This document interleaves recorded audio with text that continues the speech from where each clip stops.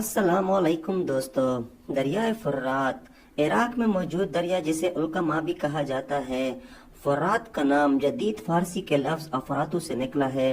चंद माहिरीन का कहना है कि फुर्रात का लफ्ज कुर्द जुबान से निकला है। कुर्द जुबान में फर्क का मतलब चौड़ा, री का मतलब बहता पानी और हाथ का मतलब बहना है। इस तरह फरीहात का मतलब वसी पैमाने पर बहता हुआ पानी। कुर्द जुबान में दरिया का जदीद नाम फर्रात इसी पुराने लफ्ज से निकला है।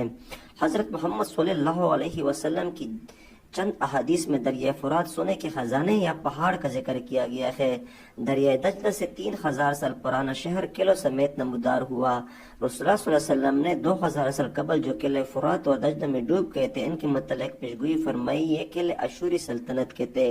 आप सल्लल्लाहु अलैहि वसल्लम ने कुर्ब क़यामत की निशानियों में से एक निशानी फुरात और दजला से सोने के पहाड़ के मुतल्लिक फरमाया कि दरिया फुरात के खुश्क से सोने का पहाड़ नमदार होगा।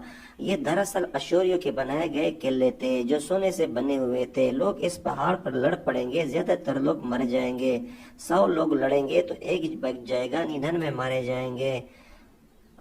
वस्सलाम।